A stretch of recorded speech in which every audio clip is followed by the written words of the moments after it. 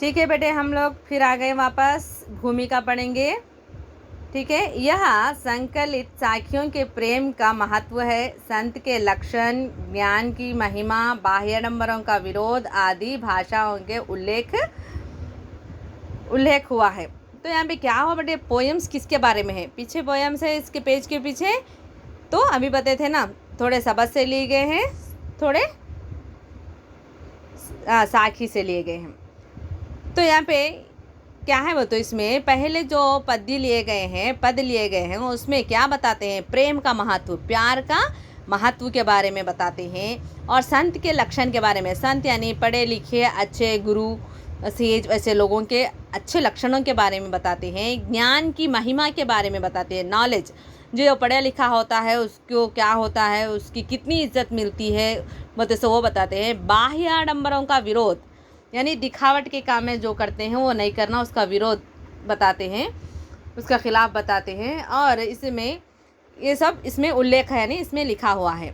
पहले शब्द, पहले हमें आते हैं शब्द के पद आते हैं, उसमें क्या बताता है शब्द में, बाह्य आडंबरों का विरोध एवं अपने भीतर की ईश्वर की व्याप्ति का संकेत है।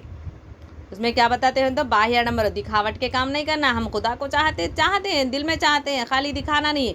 क्या हम तस्वीर पकड़े पूरे गलियां फिर के आए, क्या बोलते, तो मैं इबादत करता हूँ, वैसी इबादत नहीं है ना। इबादत करे तो सबको बताने की ज़रूरत नहीं है, अब दिल से करो, खाली दिखावट की इबादत नहीं करना चाहिए।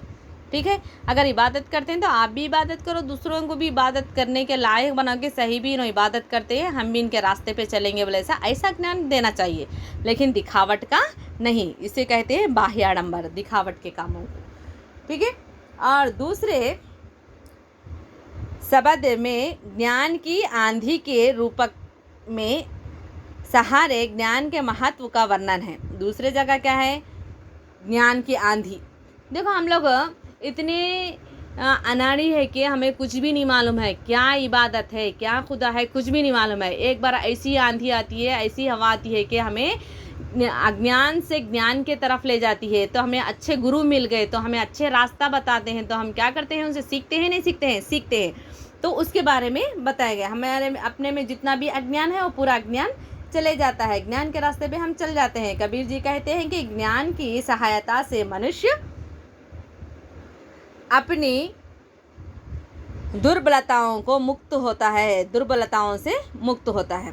कबीर जी कहते हैं कि जो भी ज्ञान है, पढ़ा लिखा है, मालूमात है, तो उसमें जो भी कमज़ोरियां हैं वो कमज़ोरियां निकल के चले जाते हैं।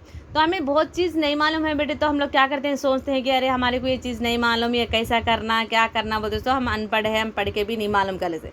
जो पढ़ा लिखा इंसान है उसको पढ़ के कैसा भी दूसरों से बात करने का तरीका आता है, बात करके उसमें अपने जो भी कमियां हैं उसको कमियों को दूर करता है।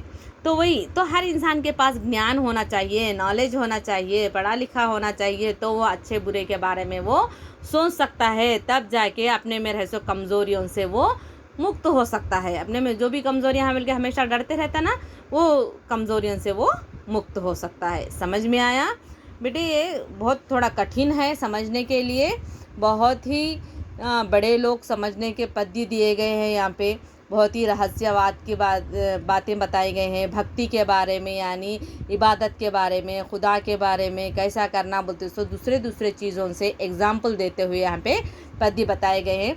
मैं पूरी अच्छी तरीके से बताने की कोशिश करूँगी, आप भी समझो, समझ के सुनो ध्यान से और समझो। अगर एक बार समझ में नहीं आया तो दोबारा और तिबारा भी देखते जाओ।